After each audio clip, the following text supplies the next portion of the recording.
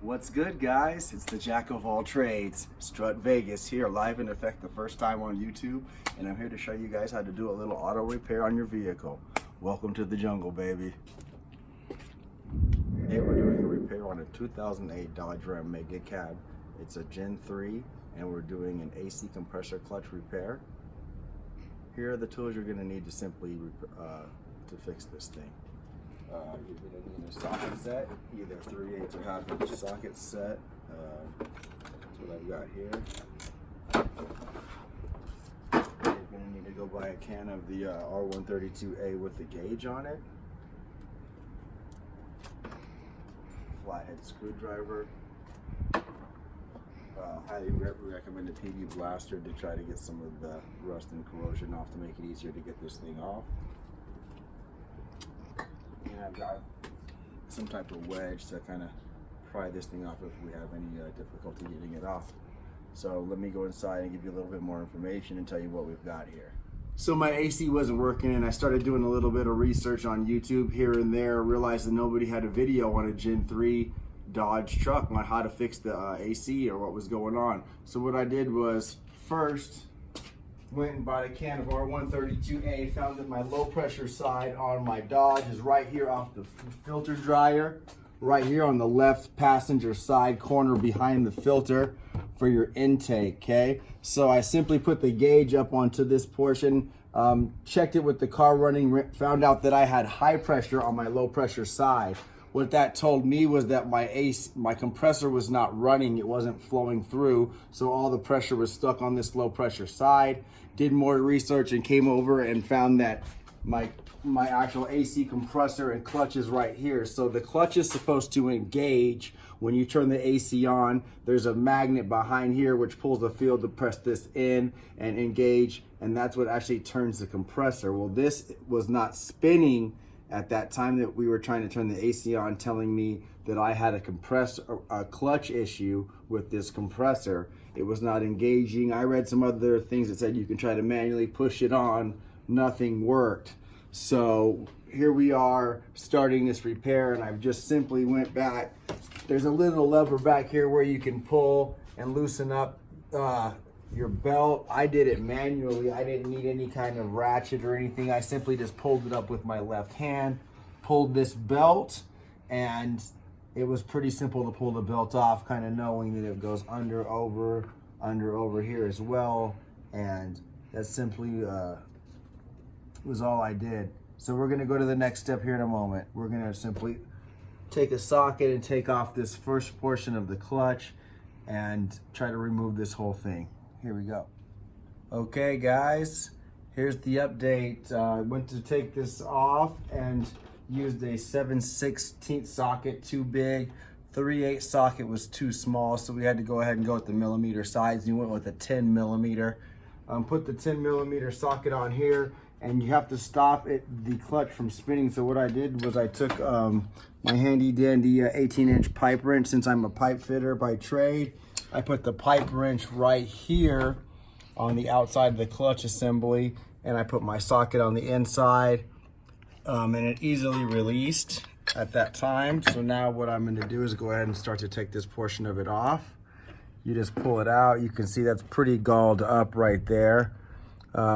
After 216,000 miles on this is an original part as far as I know. I'm the second owner on this truck.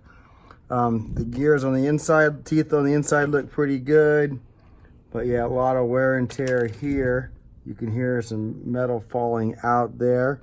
That might have been the actual spacer, because there is supposed to be a spacer in here. So let's see if we can find that spacer that just fell down on the ground. I don't see any other spacer. Let me look at it. Okay. Here you go.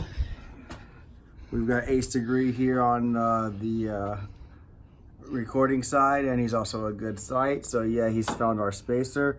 Remember, once you take your old piece out, there's a spacer here that separates this portion from the actual clutch assembly, because what happens is there's a magnet behind this pulley that actually, when you turn on your air conditioning, sucks this clutch on, and that's what actually engages it on to turn the compressor. So let's see if we can get the rest of this off, and we'll be right back with you guys in a moment. Thank you very much. But Anthony was particularly dominant during a critical phase of every match called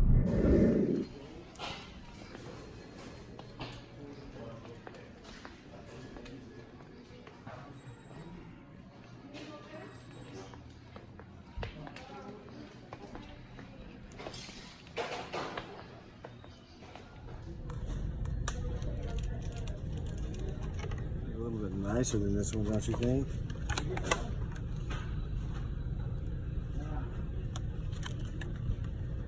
What's up, guys? Back again. We had to stop at AutoZone and get some snap ring pliers because there's a couple small snap rings that we have to remove here. They look like this. So I'm going to go ahead and remove those now, and we'll move on to the next step. Thank you. Okay, so there's pretty much three components to your clutch. We're going to go back to the disassembly here. You have the outer part, which actually engages into the actual gear of the actual compressor. You have the pulley with the clutch bearing, and then you have the magnet, which actually they call a ring, which goes on the inside here. When you send power to this magnet, it engages a magnetic force that pulls this pulley on and turns it with the actual pulley of the belt. When your compressor clutch isn't working, this part right here won't turn, but the outer part will, and that's how you know it's not engaging. So what I did was took out the center ring screw here. See if I can find all these parts. I took out this center screw here, which removes the outer portion. Then this part slid out pretty easily. To get the bearing portion off with the pulley, I used a rubber mallet, as you can see right here, to kind of bang it off and then spin, bang it off and spin so it doesn't bind. That came off. Actually, before you do that, you have to take off this outer ring. There's a snap ring tool that you'll have to buy, like we said earlier, to spread these rings. There's one here on the bearing, and there's another one on the inside of the magnet as well. This one's a little harder to get to with the fan cover there, so you probably need somebody to either hold the light in there and help you or give you an extra hand to do that. But this one is on the very inside of the magnet, kind of sits like this on the inside, and that one was more difficult to get off, but we did end up getting that off without too much difficulty. So once we did that, we pulled it off. We did the exact opposite. We put the magnet on with the new snap ring. We put the pulley on. We put the tap that back in with the rubber mallet to seat it all the way to where you can see inside this ring here, where you can put that second smaller one back on this outside here. It'll sit just like this inside the housing of the compressor, and then this one goes on right over that with the final screw. If you can get them fairly off, it won't take you very long to do the repair. The best thing to tell you is, I did forget to tell you, you will need these snap ring pliers, a 10mm socket, a flashlight, a Phillips screwdriver, and something to hold the actual clutch in place while you take that center ring off. If not, it's going to spin. So like I said, I used a large pipe wrench. 18-inch pipe wrench works great. 12-inch will probably be a little bit too small for you guys. And we went ahead, and I'll have Isaiah go ahead and turn on the vehicle now. You'll be able to see that clutch is now spinning. Isaiah, you can leave the air conditioning off at first, and then when I give you the okay, go ahead and turn the air conditioning on. Sounds good. Which you'll see this inner portion starting to spin where it wasn't spinning before.